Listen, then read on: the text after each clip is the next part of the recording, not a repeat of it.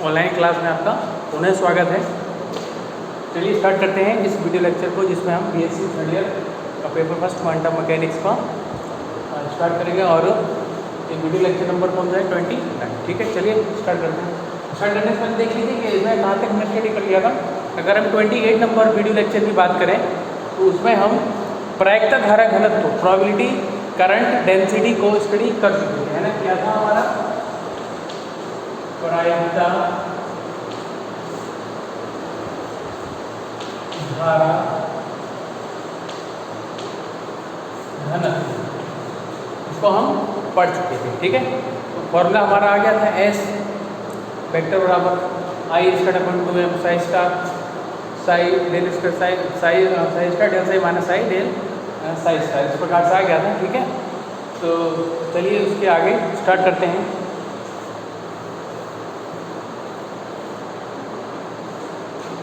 कहाँ तक हो गया, इसको थोड़ा सा साफ करो।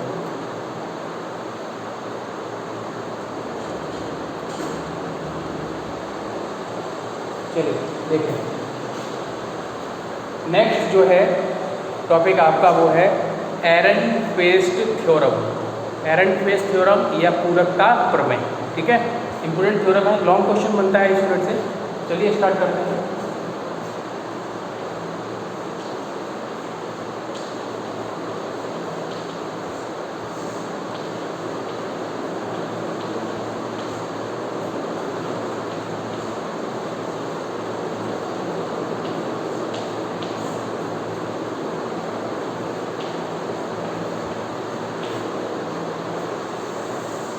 एरनफेस्ट थ्योरम प्रमेय या पूरकता प्रमेय। एरनफेस्ट के साइंटिस्ट का नाम है। इस प्रमेय का स्टेटमेंट अगर देखोगे तो ज़्यादा बड़ा स्टेटमेंट, एक सिंपल सा स्टेटमेंट है। ये बोलता है कि किसी भी तरंग फलन में जो कण स्थित है, कोई पार्टिकल किसी वेव फंक्शन में स्थित है, तो उस पार्टिकल की स्थिति तथा संवेग, पोजीशन और मोमेंटम, जैसे कि आप इन दो शब्दों को पहले भी पढ़ चुके हैं। कहाँ पढ़ा है आपने? निर्देश तंत्र में, फ्रेम ऑफ रेफरेंस में पढ़ा है मैकेनिक्स में, कि किसी ऐसा तंत्र जिसके सापेक्ष हम किसी कण की स्थिति यानी पोजीशन और संवेग यानी मोमेंटम को क्या करते हैं, मेजर करते हैं उस तंत्र के रेस्पेक्ट में। उस तंत्र को क्या बोलते हैं? फ्रेम ऑफ रेफरेंस, निर्देश तंत्र कहा जाता है ना। ये मैकेनिक्स में हम पहले यूनिट में पढ़ चुके हैं। वही दोनों शब्द यहाँ पर भी है कि किसी वेव फंक्शन में, यहाँ पर क्या आ गया, तरंग फलन आ गया। किसी वेव फंक्शन में उपस्थित या स्थित कण की स्थिति तथा संवेग का उचित निर्धारण करने के लिए, प्रॉपर, जिसमें कोई भी पर एरर ना आए, ठीक है, तो उचित निर्धारण करने के लिए उनके जो भौतिक चर होते हैं, जैसे संवेग, भौतिक चर को समझ लीजिए क्या होता है भौतिक चर। संवेग को हम किससे दिखाते हैं? पी से दिखाते हैं ना, पी। और पोजीशन किससे दिखाते हैं? एक्स से। मास को किससे दिखाते हैं? एम से। वैल्यू किससे दिखाते हैं? वी से। तो ये जो सब है आपके को भौतिक चर बोले जाते हैं। क्या बोले जाते हैं? भौतिक चर। तो बहुत उचित निर्धारण करने के लिए क्या किया जाता है? जो भौतिक चर होते हैं उनके स्थान पर प्रत्याशा मान, उनके प्रत्याशा मान, एक्सपेक्टेड वैल्यू, संवेग का एक्सपेक्टेड वैल्यू क्या हो जाएगा? इसको हम ऐसे दिखा देंगे पी से।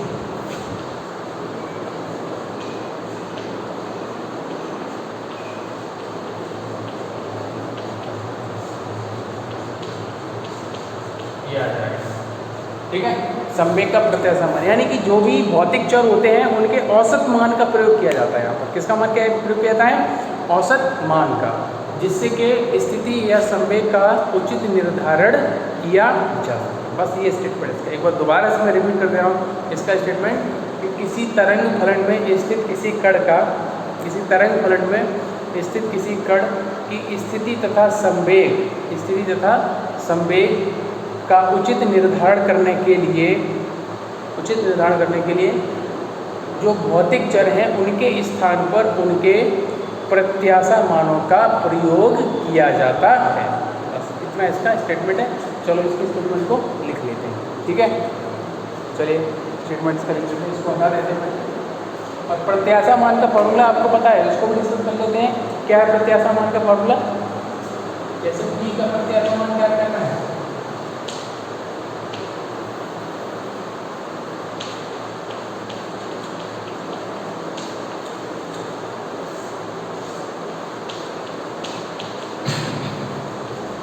ये आ जाता है प्रत्याशा मान का फॉर्मूला, ठीक है। ये चाहो तो आप यहाँ लिखिए संपूर्ण टोटल स्पेस के लिए होता है माइनस इनफाइनाइट से प्लस इनफाइनाइट, यानी कोई भी अब एरिया बचा नहीं, पूरा स्पेस इसमें आ गया है, वॉल्यूम चाहे एक्स वाई जेड तीनों को मिला के, ठीक है। ये होता है। अब ये यहाँ पर थीटा निकालना तो पी आ गया यहाँ पर इस में।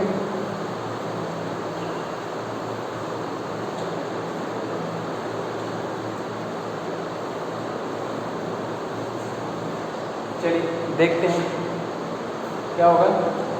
हाँ स्टेटमेंट लिखते हैं, इसका कथन करें क्या होगा। इस प्रमेय के अनुसार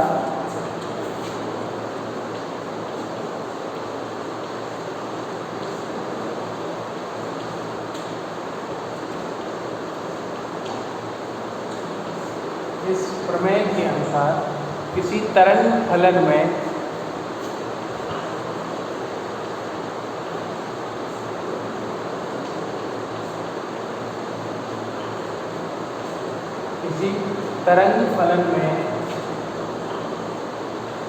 स्थित किसी कण की स्थिति तथा संवेग, पूरा रहना ठीक, स्थिति तथा संवेग का उचित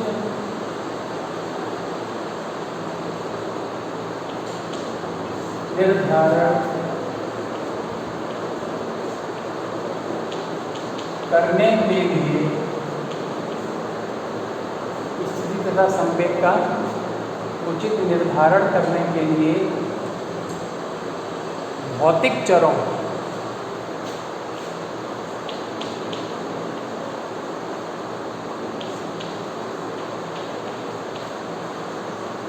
के स्थान पर, भौतिक चरों के स्थान पर उनके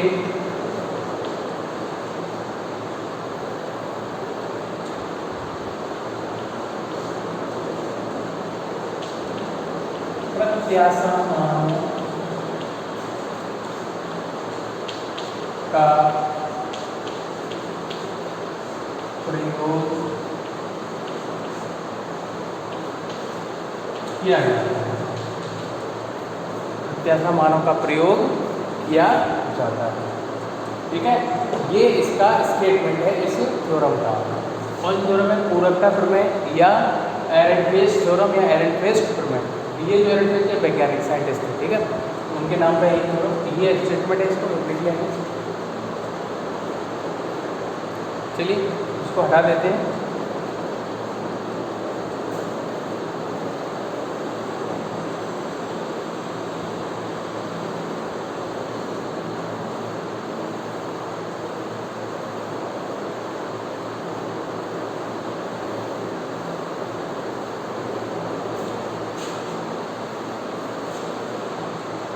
इसको प्रूफ करते हैं, है ना।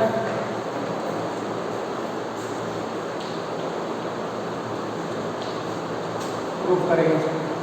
माना कोई m द्रव्यमान का कोई कण है, क्योंकि तरंग फलन कहाँ पर है? साई में, ठीक है। लेकिन इसको माना m द्रव्यमान का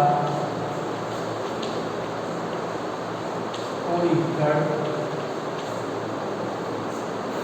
m द्रव्यमान का कोई कण तरंग फलन साई में स्थित है।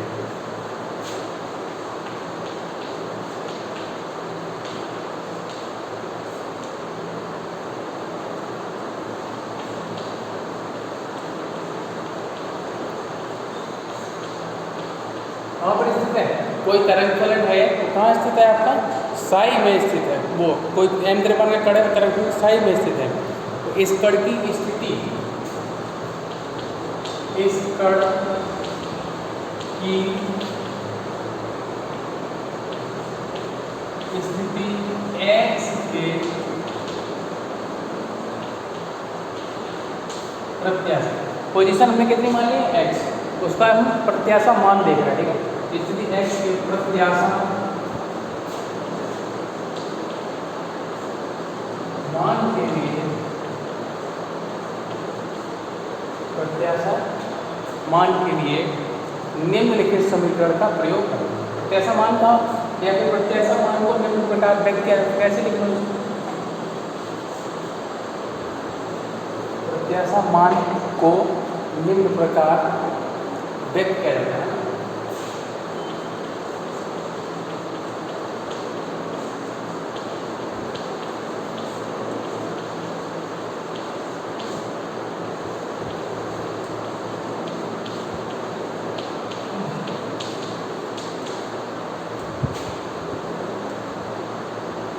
क्या होगा?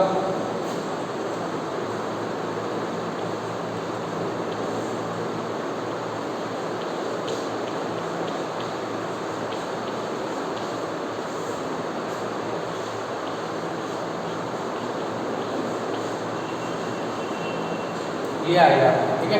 इसको डाल दो समीकरण नंबर 1, क्या डाल दो समीकरण नंबर 1। ये जो तरंग फलन है कैसा है? प्रासामान्यीकृत है, ठीक है। चलिए आगे लिखेंगे इसको चौक के लिए, ऊपर वाले हटा दो।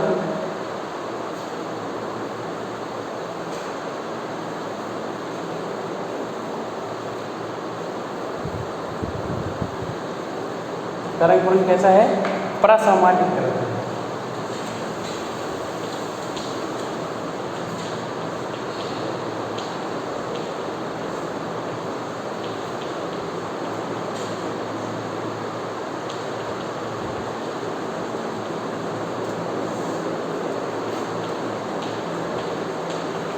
प्रासामान्यीकरण, तो ये समीकरण 1 में जो अपॉन की जो वैल्यू दी है, ये वैल्यू किसके बराबर होती है? 1 के बराबर होती है, ठीक है।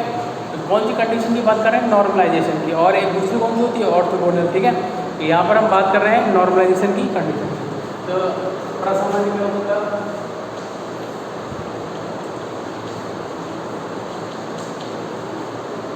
डी बराबर क्या है? 1। यह है मान समीकरण 1 पर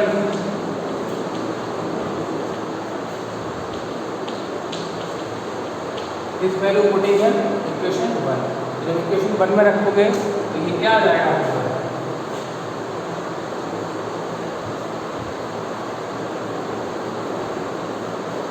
ये आ जाएगा समीकरण 2।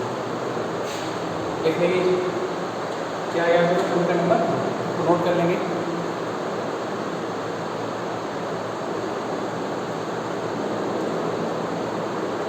अब देखिए जरा, समीकरण 2 को 2 इसका विस्थापन दिया है, स्थिति दिया है। स्थिति का मतलब विस्थापन होता है, पोजीशन का, ठीक है। तो अगर हम इसमें यहाँ से वेग का घटक निकालना चाहें तो समीकरण 2 का हमको क्या करना पड़ेगा? डिफरेंशियल करना पड़ेगा पी के रेस्पेक्ट में, ठीक है। देखिए जरा, कण के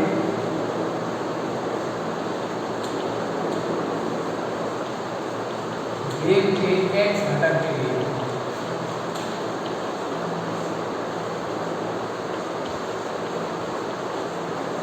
बढ़ते वेग के x घटक के लिए जब कैसे लिख सकते हैं इसको?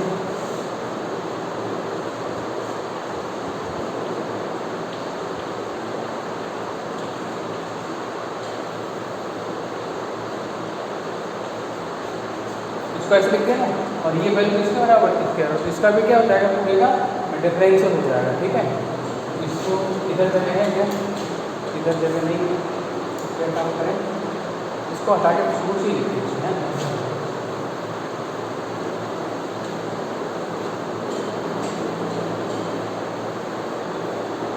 यहाँ लिख देता हूँ, ठीक है।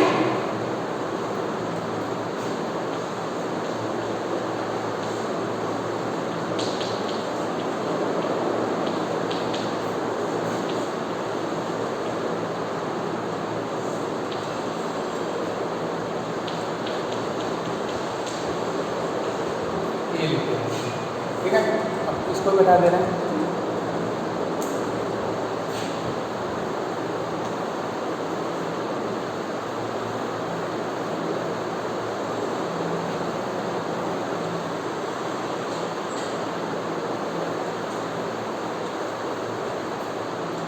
चलिए देखिए, ये आ गया आपका है ना। अब इसमें क्या करेंगे, ये वैल्यू किसके बराबर चल रही है, क्योंकि बेग का हमने कौन सा घटक लिया है, एक्स घटक लिया है, ठीक है। इसलिए हमने इसको कैसे लिख दिया, इस प्रकार से लिख दिया। अब देखो इसमें क्या करते हैं कि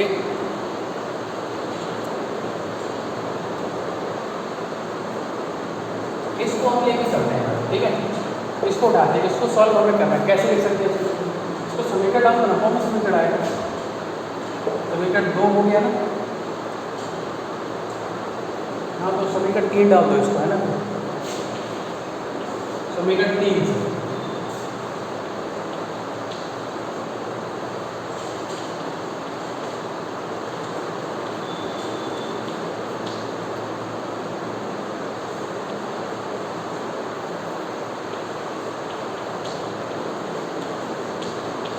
इसको कैसे लिख सकते हैं वो देखो जरा। एक्स को तो कर दिया बाहर में, एक्स का डिस्प्लेसमेंट क्या फिक्स है, ठीक है, कांस्टेंट की स्थिति क्या है, फिक्स है उसके लिए, है ना। अब फंक्शन फिक्स नहीं है, इसको हम कैसे लिख सकते हैं,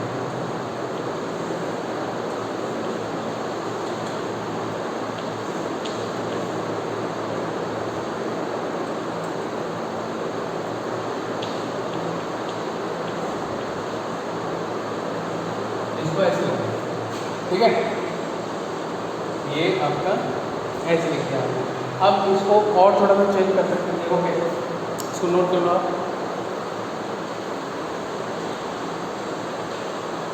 देखो फर्स्ट इंटू सेकंड लगा देंगे इसमें, क्या करते हैं, फर्स्ट इंटू सेकंड इसमें लगाएंगे, नोट कर लिए इसको। देखिए ये तो ऐसे चलेगा,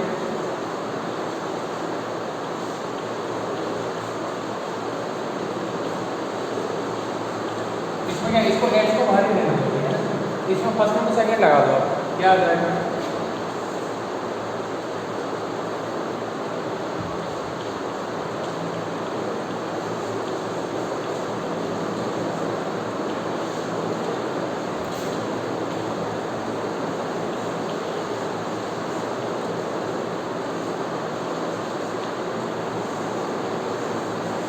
ये आ गया। देखो ध्यान से इसको नोट कर लीजिए,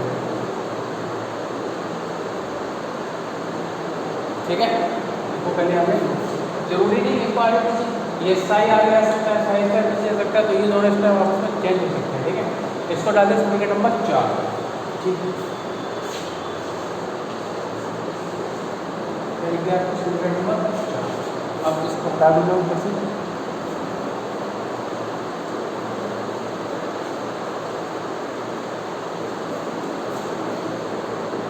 देखिए। अब हमें क्या करना है, इसको ही लिखा रहने देंगे, इसको हम इनके और इनके मान निकालेंगे अलग अलग करके, इसके इसकी वैल्यू और इसकी वैल्यू। उसके लिए हमें यूज़ करना पड़ेगा श्रोडिंगर का कालाश्रित तरंग समीकरण, ठीक है। चलिए करते हैं सॉल्व इसको।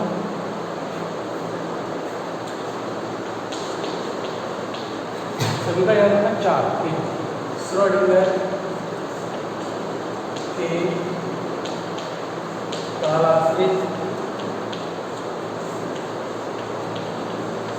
तरंग समीकरण, श्रोडिंगर के कालाश्रित तरंग समीकरण से क्या समीकरण पता है आपको, ई साई और ये एच साई। इस समीकरण में लिखा था, आपने दोबारा लिखना, तो मुझे इसकी जरूरत है नहीं, या फिर इसको अलग लिखी होगी। चलो अभी लिखा रहने दो उसको, है ना, इधर जगह इसकी जरूरत है केवल, है ना, इस वाले को घटाव करेंगे, बराबर के इस तरह, तो इसको x Sai star D Sai D T Sai D psi star D T और जाके बाहर डी, ठीक है। अब उसका क्या,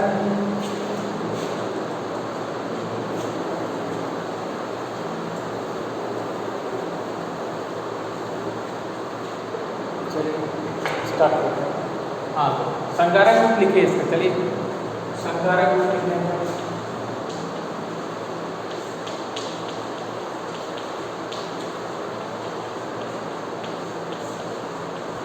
ऑपरेटर फॉर्म लिखेंगे, ई क्या होता है I H cut D over D T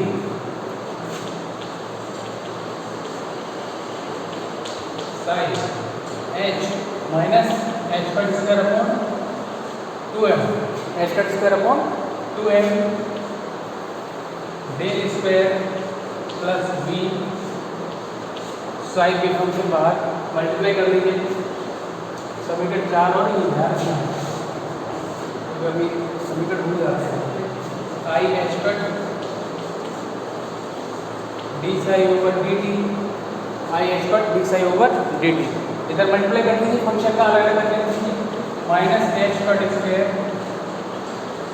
upon 2m del square psi plus V psi ये आ गया ठीक है।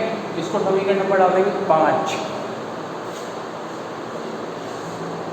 अब समीकरण 5 का इससे पहले जैसे प्रायिक धारा घनत्व हमने क्या किया था उसमें हमने संयुग्मी लिखा था ना, इसमें भी क्या लिखा जाएगा संयुग्मी।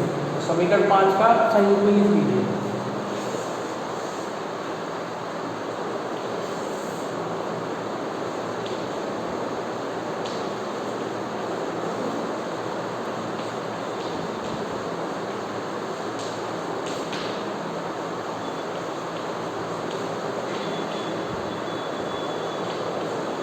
जहाँ आयोटा है वह माइनस आयोटा है और साई है वहाँ क्या होता है साई स्क्वायर ठीक है। Iota minus iota square D psi square D T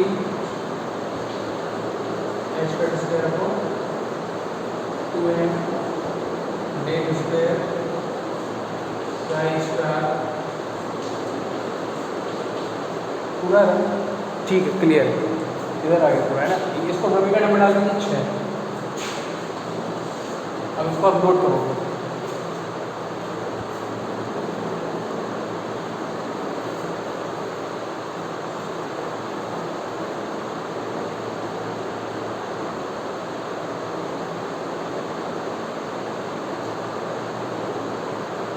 कर लिया। चलो इसको हटा दें।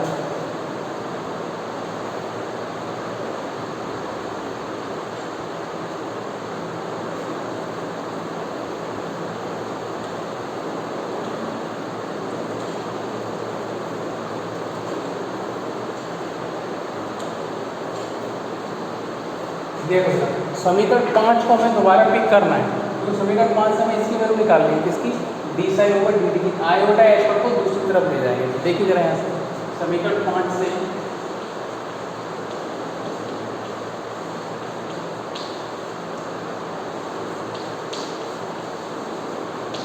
D psi over D T ठीक है।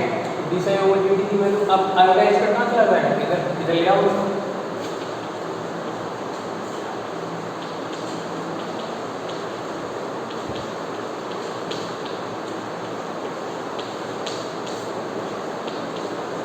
अब इसको हटा दीजिए।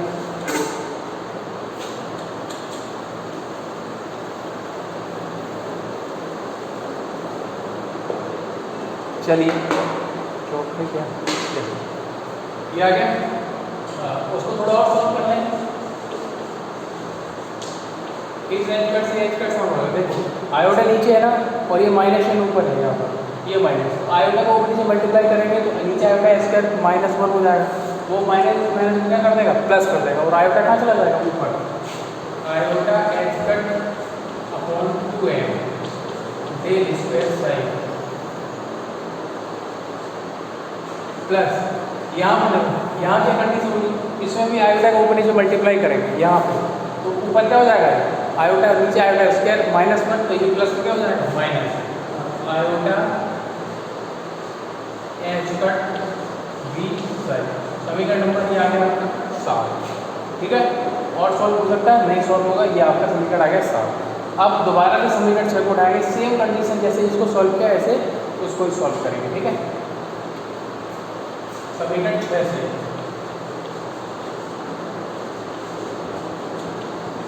क्या आएगा समीकरण में देखिए जरा पहले उसको लिख दे रहे हैं ना उसके बाद एक लाइन में एक्स्ट्रा हो जाएगी कर दो आयोटा एच कट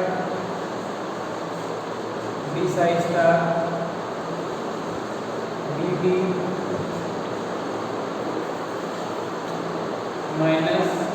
एच का square 2m del square psi star B psi star. ठीक है, ये हो गया। अब उसको उधर जगह है जो उसको हटा दो, उसको साफ कर दो।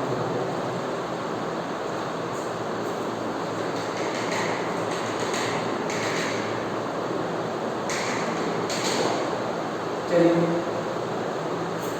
इसको हटा देते हैं।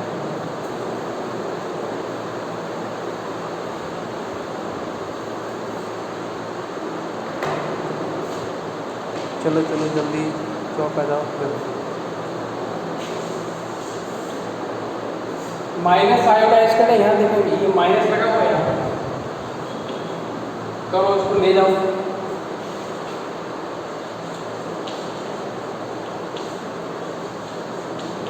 क्या जाएगा, डी साइज का upon D D minus H cut square upon minus iota H cut, और ये 2m del square psi star plus V psi star upon minus iota H cut. अभी जैसा था वैसा बिल्कुल कॉपी करके उधर ले गए। अब प्लस माइनस को देख लेते हैं क्या होगा। ये D psi star upon D T बराबर इस माइनस से माइनस क्या होगा, पहले कैंसिल होगा, फिर से आयोटा को ऊपर ले जाएंगे तो आयोटा आयोटा क्या होगा, ऊपर नीचे मल्टीप्लाई करेंगे, नीचे आयोटा स्क्वायर माइनस डी, यानी फिर से माइनस आ जाएगा, माइनस आयोटा एच कट और इस एच कट से एच कट कैंसिल होगा upon 2m del square psi square. इस आयोटा को भी देख लेते हैं, इस आयोटा को ऊपर नीचे मल्टीप्लाई करेंगे, ऊपर आयोटा पहुंच गया, नीचे आयोटा स्क्वायर वो माइनस करेगा और ऑलरेडी माइनस है तो क्या हो जाएगा प्लस, तो plus iota V psi star upon H पर। समीकरण नंबर 8। अब देखिए आपके सामने समीकरण 7 और समीकरण 8 है। समीकरण 7 का मतलब ये है, ठीक है, और ये समीकरण कौन सा हमारा, ये वाला समीकरण 8 है। अब हम वही काम करेंगे, कौन सा, इस समीकरण 7 में बाईं ओर से, समीकरण 7 किसका, साई का, साई स्टार का बाईं ओर से क्या करेंगे मल्टीप्लाई, और समीकरण 8 में साई स्टार है तो किसका गुणा होगा, समीकरण 8 में गुणा होगा साई का, वो भी किधर से, बाईं ओर से। इतना करने के बाद दोनों क्या कर देंगे हम, दोनों की जो वैल्यू होगी वो समीकरण कौन समीकरण था, ये 4, उस समीकरण 4 में क्या करेंगे हम रख देंगे। ठीक है, यही आपको करना है। अब जैसे प्राकृतिक धारा घनत्व क्या था, सेम उसी प्रकार से आपको इसमें करना है। ओके, तो भेजिए सॉल्व करके, मुझे देखता हूँ कितना कर सकते हो आप, और बाकी जो रहेगा वो नेक्स्ट वीडियो में आएगा। Okay, thank you.